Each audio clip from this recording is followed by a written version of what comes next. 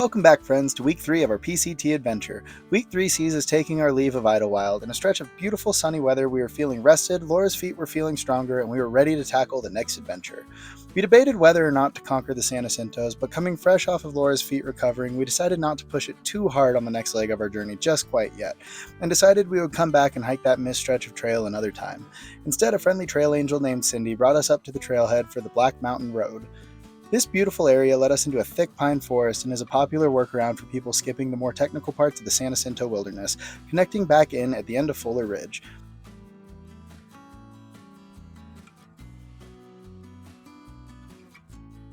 We caught back up with the trail and enjoyed a scenic hike down to a beautiful campsite by a creek among the trees.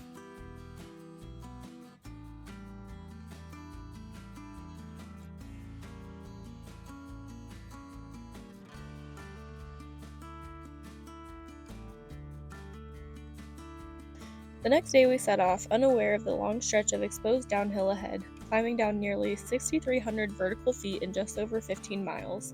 This stretch was exposed and in the sun pretty much all day.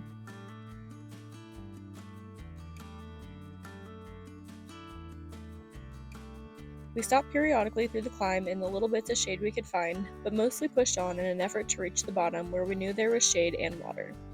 Here we took our rest for the day, enjoying a beautiful view over the valley below, and planning on an early morning to beat the heat of the day ahead.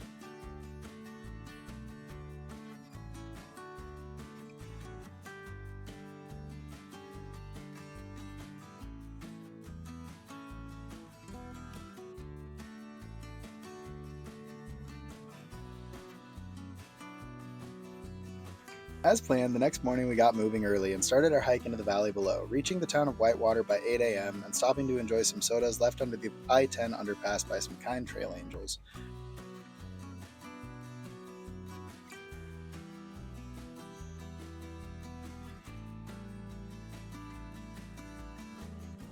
From here we hiked up and around the town, passing into a nearby wind farm. As the day heated up, we kept our eyes on the prize, the wind farm office, where they offered ice cream bars, freeze pops, snacks, and most importantly, water to passing hikers. A thankful break from the heat and a nice reset before the next push. The next part of our day saw a long uphill climb through an exposed desert canyon with the end always in view, but very far away.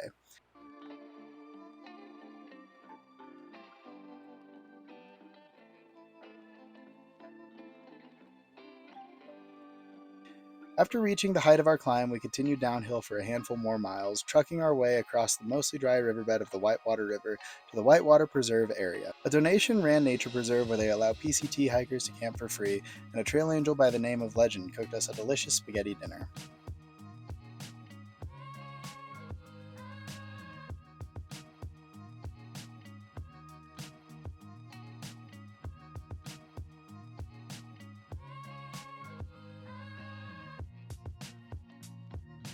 The next morning we left the preserve by the light of dawn, skipping out on Legend's pancakes and trade for more miles before the heat of the day.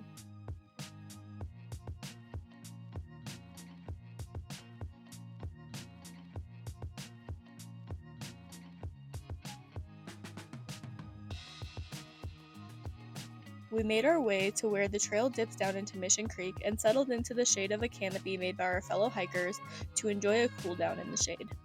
After some time spent at this mini oasis from the sun, we started the trek of the next 2 days up Mission Creek. This section of trail was washed out by both Hurricane Hilary and what I would guess to be seasonal flash floods, leaving the next 8 to 12 miles to be scattered sections of trail mixed with riverbed rock hopping. We made our way up the creek for a handful more miles, pausing periodically to rest in the shade before finally making our way to a beautiful campsite for the evening.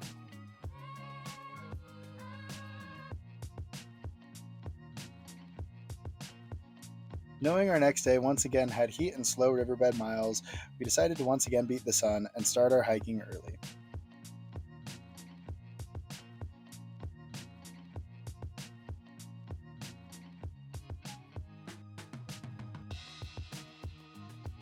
Soon our trek began moving uphill, where the trail became slightly more defined, with areas still washed out and sections where you go back to the creek as well.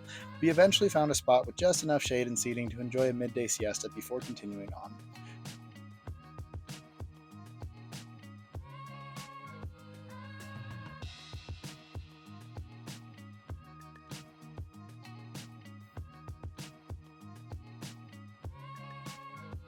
From here, the journey took us a little while further up the creek before finally making our way out of it for the last time.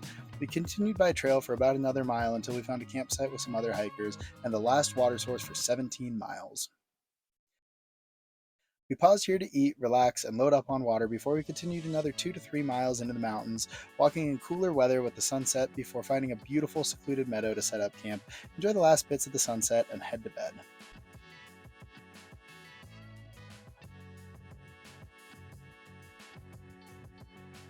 The next morning, as we woke at our typical early hour and began packing, we were treated not only to a beautiful sunrise, but an amazing surprise as well. I noticed something strange on the horizon, and Josh quickly recognized it as a rocket launch. Later, we found out it was a SpaceX Falcon 9 blasting off to who knows where. Josh nerded out for a while trying to get some video while I continued to pack up camp. After we were set and ready, we hiked on, enjoying the morning in a beautiful pine forest where we ended up spending the entire day of hiking, a welcome treat after a week of hot desert exposure. Through the day, we caught a few patches of snow, though nothing significantly impacting to our trek, just enough to excite my ski bum boyfriend.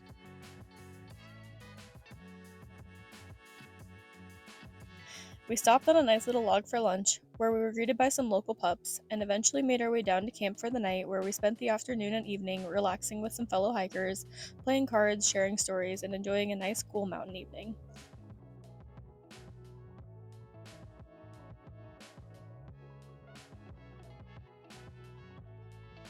The next morning was a little bittersweet as we knew it would be my last day on trail for a while, as today the plan was to hike the 10 miles into the I-18 crossing and hitch a ride to Big Bear. We let ourselves to sleep in a little bit, and I enjoyed a peaceful moment in camp as Laura snoozed and the other hikers packed their things.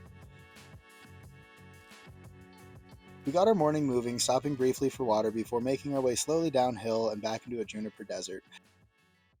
Today was by far the most exciting day for wildlife we had had on trail, encountering our first rattlesnake of the trip, scaring Laura half to death in the process, and then coming across a herd of wild donkeys. They were so cute.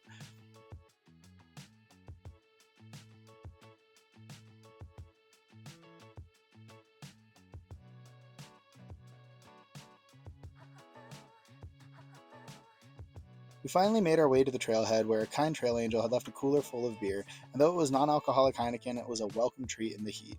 We enjoyed our cold beverages and spent a while trying to hitch a ride into town, then reached out to a local whose number we found on Far Out.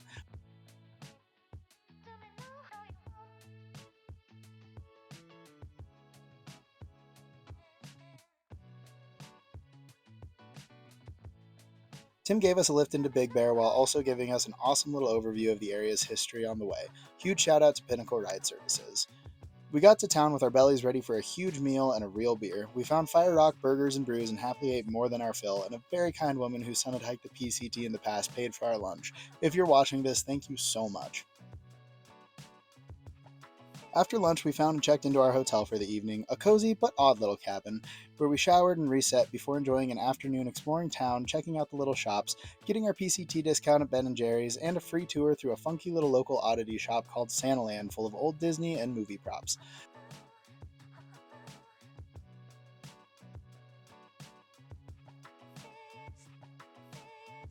Finally, we enjoyed some beer at the local brewery and a nice little Thai food dinner that Laura had been craving. That's the end of this week's episode. Thank you so much, as always, for tuning in. Follow along for next week as we take a couple days of rest before Josh flies off to Rendezvous and I continue my trek northward alone for the first time. Like, comment, and follow along for more. And as always, my friends, do not forget to enjoy every day, y'all. Peace. Peace! Been craving this fucking thing since mission 4 days.